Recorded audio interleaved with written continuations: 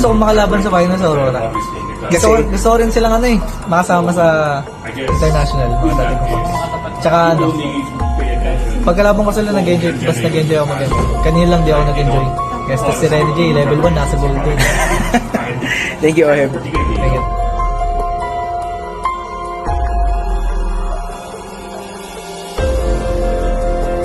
Ngayon nga kapatid ay usap-usapan itong sinabi ni Oheb na di umano aabot nga sila dito nga sa Grand Finals ngayong season na ito. At ang gusto niya ngang kalaban walang iba kundi ang kupunan ng Aurora. Patutupad nga ba itong sinasabi ni Oheb kapatid?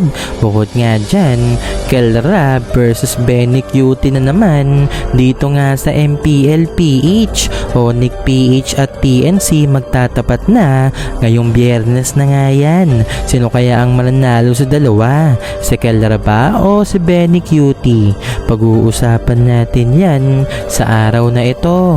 Pero bago nga natin ito pag-usapan, huwag niyo kalimutang mag-subscribe at i-hit ang notification bell para mas maging updated ka pa sa mga future uploads natin. Ano ba bang hinihintay mo? Tara!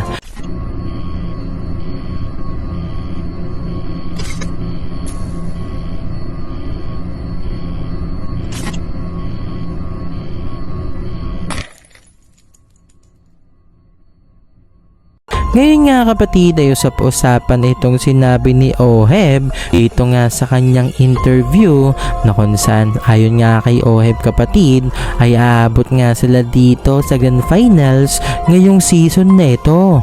At ang gusto niya ngang makalaban walang iba kundi ang kupunan ng Aurora.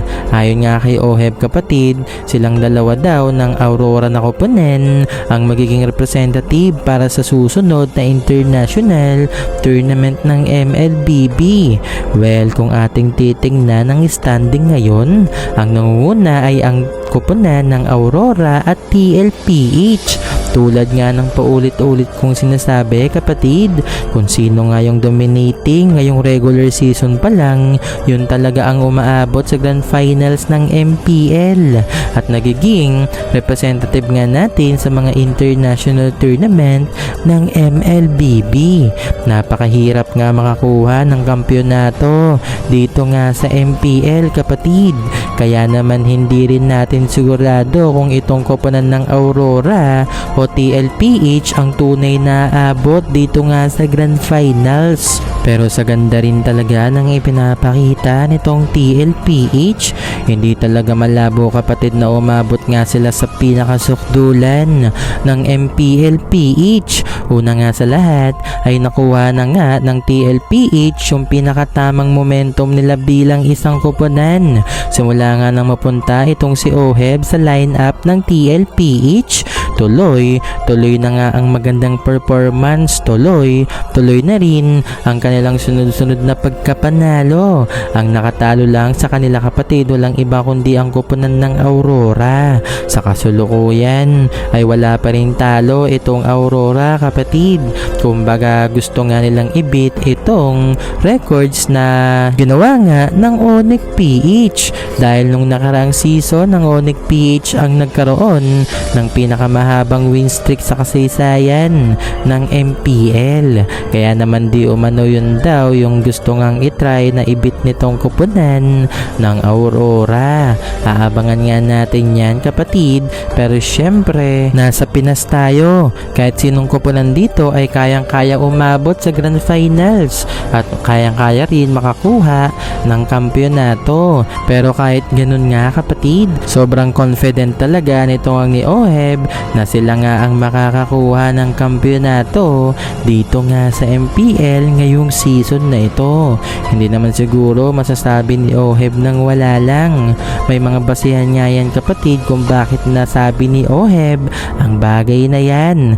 Dahil syempre kapatid, nakikita nga ni Oheb na sobrang dominating nga nila bilang isang koponan at halos balagbagin nga nila ang lahat ng koponan dito nga sa MPL PH. Ang tanging talo nila sa sa koponan ng Aurora. Syempre gusto rin naman bawian ni Oheb ang koponan ng Aurora, kapatid, dahil minsan na ring inasam-asam nitong ni Oheb na mapabilang siya dito nga sa Aurora, pero naiwan nga siya dito sa koponan ng Blacklist International. Kaya naman pagkatapos niyan, kapatid, nahirapan na nga makakuha ulit ng kampyonato itong si Oheb.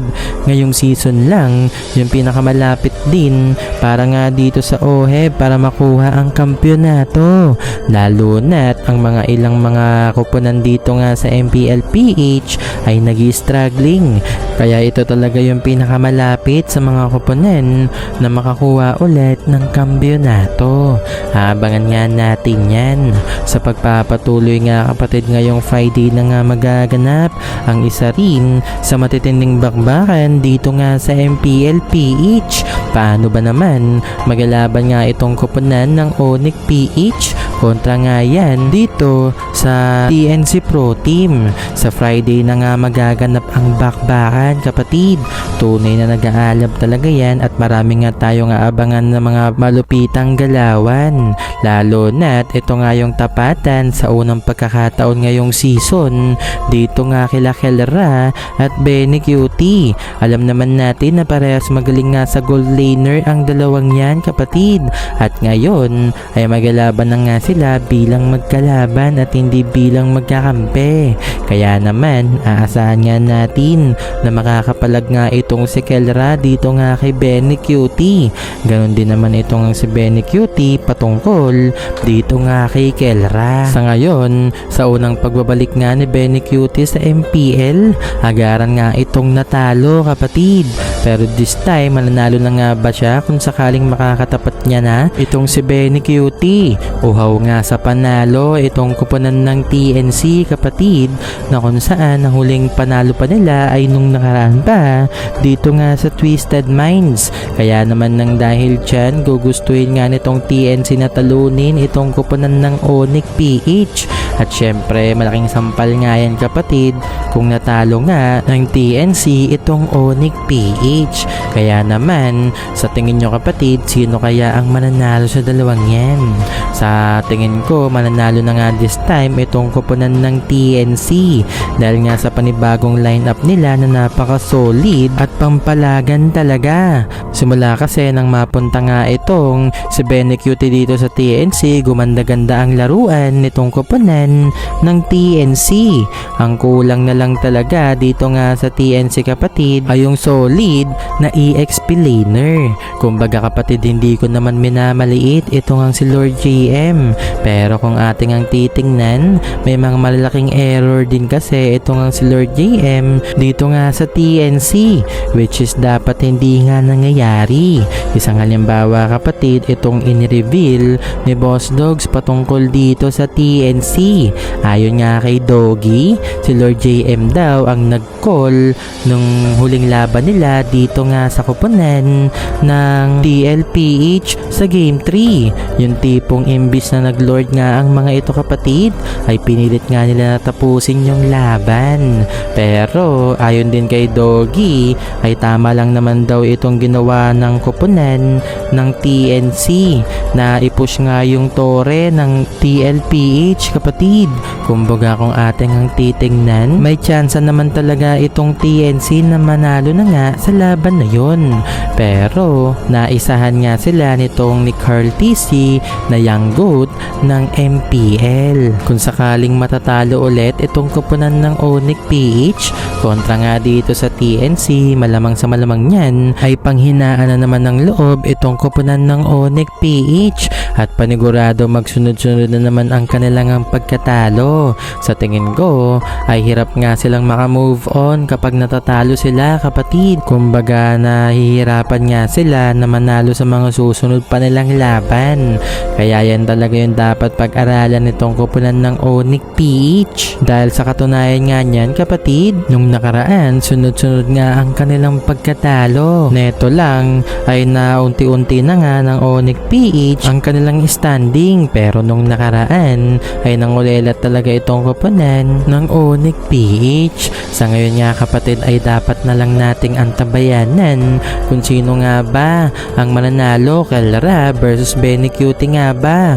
Tuluyan na nga bang makakabawi itong kupunan ng TNC sa kamay ng Onyx PH, na kung saan kapatid hanggang ngayon ay wala pa rin talagang bawi itong sila Yawi dito nga kila Kelra. Dahil nung nakaraan mananalo na lang, abay natalo pa itong kupunan ng TNC Pro Team. At sana lang din talaga kapatid ay natututo na nga itong mga players ng TNC nang sa gayon ay hindi na naman sila makapag-secured ng pagiging top 8.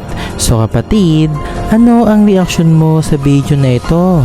I-comment mo sa baba. Maraming salamat.